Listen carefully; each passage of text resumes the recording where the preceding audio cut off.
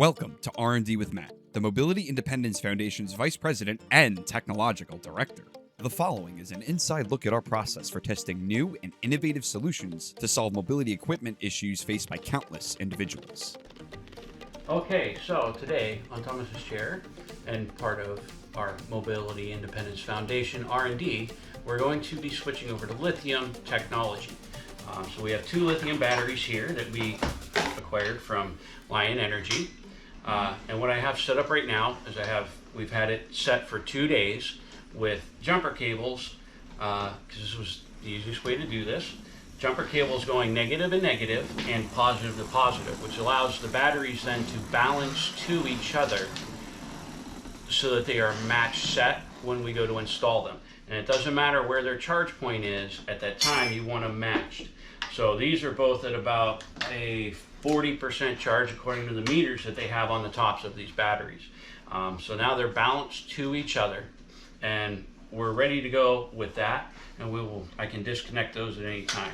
What we have here is we have a lithium charger that's a 20 amp, 20 volt lithium charger, and it's specifically lithium because you have to charge to a different voltage than you would any other lead acid, and each lead acid as well has their own voltages to charge to.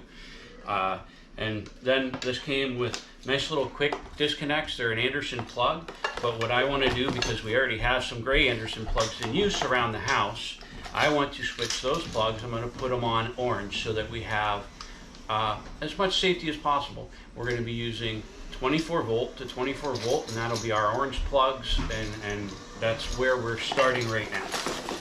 Over here we have the wheelchair that we're going to be putting it in. It currently has the lead acid battery. I have it dropped down. We're also putting in a shunt so that we can keep track of battery levels. Tom will use an app on his phone so we can keep track of where the battery levels are as far as how much time he has available to use them, what level of charge they're at, so we can kind of track the improvement versus a lead acid, and he'll be able to have at least a warning at like, hey, I'm getting pretty low on battery, because that's another difference between your standard lead acid, gel cell, all those batteries versus a lithium, is the lithium will keep a much higher constant current, so it'll be more of a flat line until it gets really down low on charge, lasts 10 to 15%, and then it starts to drop off on voltage. Whereas a lead acid is a constant drop in voltage over its charge period. So that's going to allow us to keep track of what these batteries are doing and what they're capable of through our testing. We're looking at going from these batteries, which are a 74 amp hour battery, and when you're dealing with lead acid, you really only have available about half of that. So you're talking 37 amp hours of availability that you're going to use. These are 105 amp hours. So almost 3 times as much available, and you're with lithium, you have the full 105 amp hours available. It keeps higher voltage for longer, which makes them much more usable. So we're looking at possibly getting 3 times the amount of run time out of the chair, which can mean the difference of having to charge once a day, twice a day on occasion, to be able to go 2, maybe 3 days without ever plugging this thing in. And then this charger is capable of charging these batteries in under 6 hours from completely flat dead up to its full capacity. So that's another thing. Being able to charge your chair from dead to full capacity in less than 6 hours. That's because this is a 20 amp charger. Most chargers that come with wheelchairs are 8 amp or less. So, it's all simple math. We're looking at 105 amps at 20 amps per hour, or a 20 amp charge.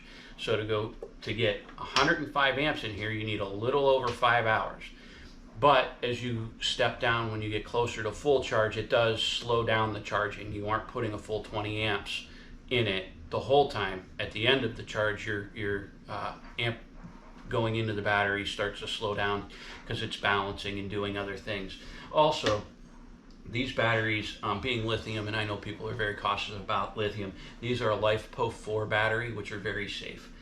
We've done a lot of things and looked at these, and even if you have any kind of issues with these batteries, they have what's called a BMS, a battery management system inside, which what that does is if it gets down to a certain charge, anything weird starts to happen, you dead short it, the BMS shuts itself off very fast. And then you have to reset it, and there's procedures for doing this, but it cuts the power so that you're eliminating the danger. These are actually designed for RV and off-road. They're starting to use them, I believe, in some golf carts and other things. So this is, they're a pretty good battery. They're also much lighter. These are about 23 pounds versus the lead acid, which is 55 pounds or so each. So that's about where we are today, and I'm going to get to work and start seeing what we got to do to eliminate some of the things we've done to this chair previously, and then set it up with our new charger, our new plugs, and our new batteries, and then have our shunt in it so that we can keep track of what's going on.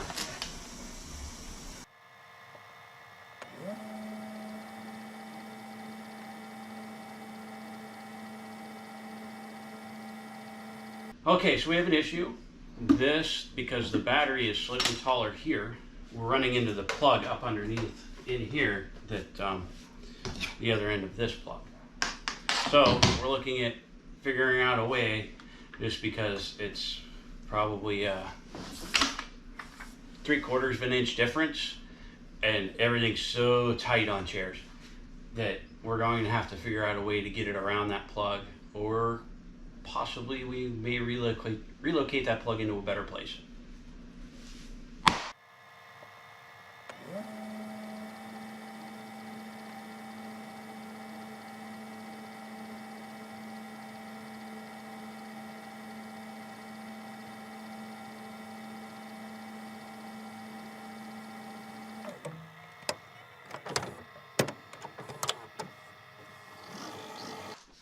Okay, I took apart the plug that's in there that connects to the battery plug. And I did a test fit to make sure we can get everything in there. We're just going to have to relocate where this plug is, which isn't too big a deal because I'm already moving and doing some things with these wires anyway, so I can take care of making that work. And we should be good to go. It's in.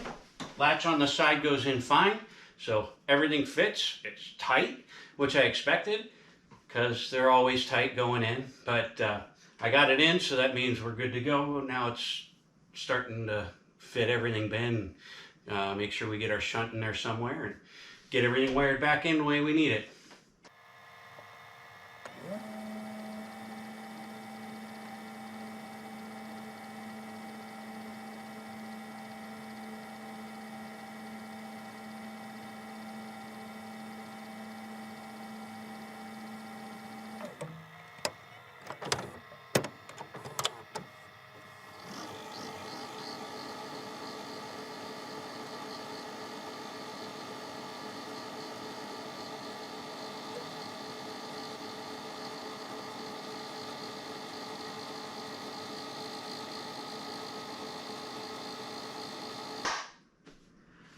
So what I'm deciding to do with the shunt here is I took this cover off back here. We're going to place it in here and then wire it down here, and we're going to end up with the plug that I removed under here.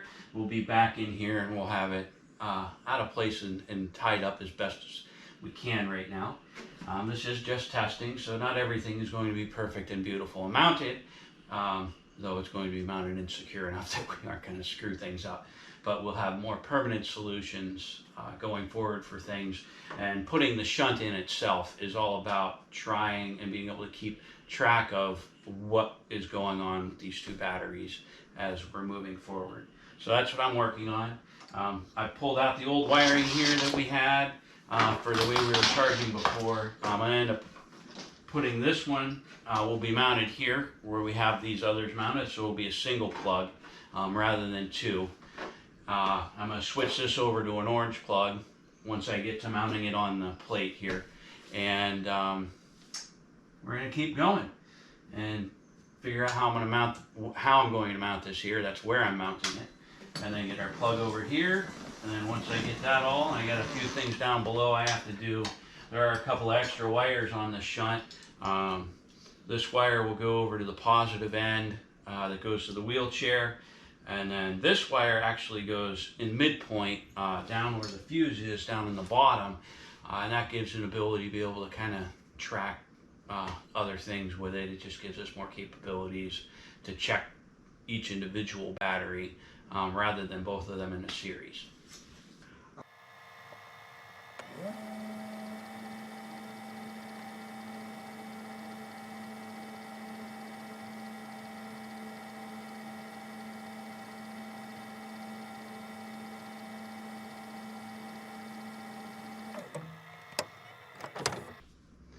Okay, so just as a reminder, because this has been a day, and we are dealing with modifying an existing chair and going through and adding some things, and I also had to take some things away. Pay very, very special attention to your wires as I'm going, and always double check yourself as you're continuously as you're going through things.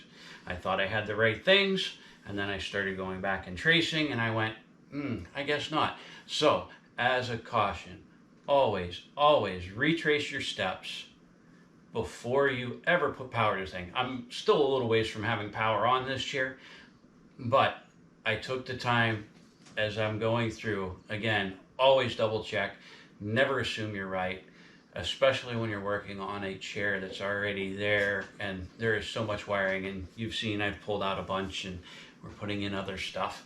So it's a little complicated, and I'm adding, some things for the R&D and research, and just to understand what's going on with the chair and with the battery power.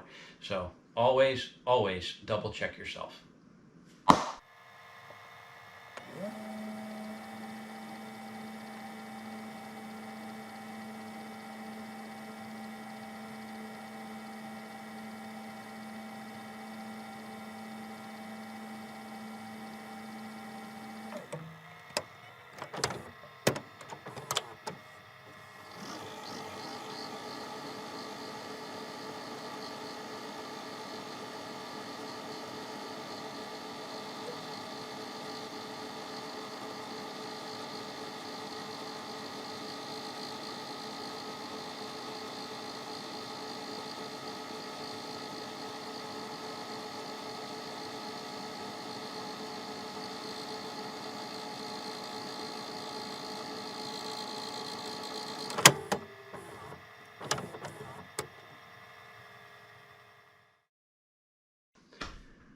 Okay, as we are in the middle of doing something that's not been done, we know we have a little problem with the size here.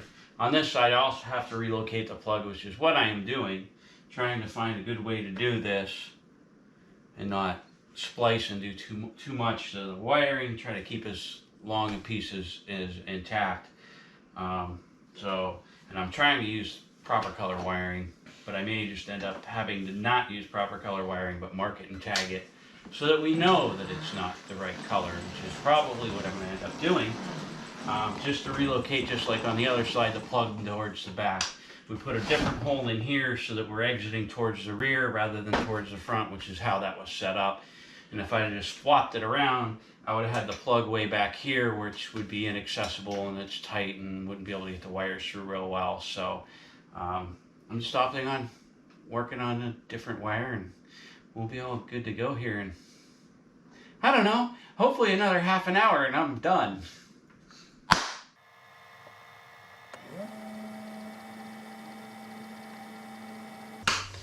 All right, so here we are. I've got everything. We've got it buttoned up so things are in there right. We've got the cables and everything tucked in. Again, this is R&D. This isn't a final model of what we've got going on. I'm trying to put it together as best we can, working with what we have and the space we have. Going forward, when we get into the development of our own design and own frame design, we're definitely going to make these batteries easier to come in and out, because the way these come in and out is not easy. And that may mean we might be bringing up a slightly taller chair just to give us an extra 2 inches of clearance, which even Thomas has said on some of his other chairs he likes a little bit extra height. While we do worry a bit about center of gravities, these things are pretty heavy because they are a stout machine. We did lose some weight overall out of these batteries because they're almost half the weight of what a standard battery, or actually they're less than half the weight of what a standard battery would be, the lead acids that we took out. Another reminder before you start doing work, unplug both your batteries if you have that capability, or disconnect them, or do something. Get them out of the system so you aren't going to mess up anything accidentally. You're not going to short anything or kick out any fuses or do anything that would be detrimental. We have a charge port on the other side that I have. I can turn this on. Oops, horn.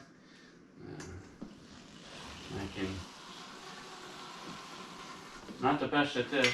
I don't have all the practice that I could use. And right now we had a 40% battery charge on these batteries according to the internal on the battery, the LED system on the battery. There's where our charge is going to be. It's going to be a single port. It will not disconnect anything, however, again, R&D. When we develop a chair, our plan is to have, when we are charging, for it to disconnect at least motion. Because Tom says even, because he spends a lot of time in the chair, he likes to have the tilt, recline, the airbag features, any other movement that is not on the horizontal.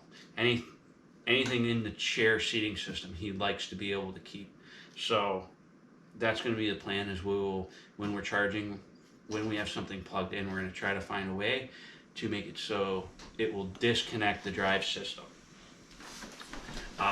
Again, because the batteries are lithium, we're at 40% there. However, over here, it's telling me full on 100%, we're full all the way, which is not the case. Without a doubt, that's not really what's going on. These are at 40%. But again, that's the difference between lithium and lead acid. So she moves.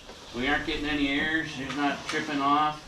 We're going to get Thomas in here in a little bit, and he's going to run it. And I still have to change the plug on the charger to make it work. So we have the features. So we got the tilt. That's coming up, and I checked clearance earlier on the rear end to make sure that I wasn't pinching any wires or anything else that we put in or took out. And everything was fine.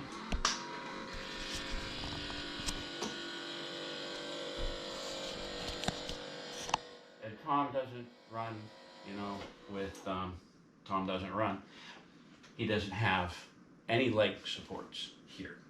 But I do have legs. He does have legs. You can see this is a very long seat pan, just because of his body configuration. So here we have our airbags. I want to make sure that's working properly real quick, since, I know it drives around. I haven't tried the different speeds. So that's the front airbags down, and we'll pump them back up.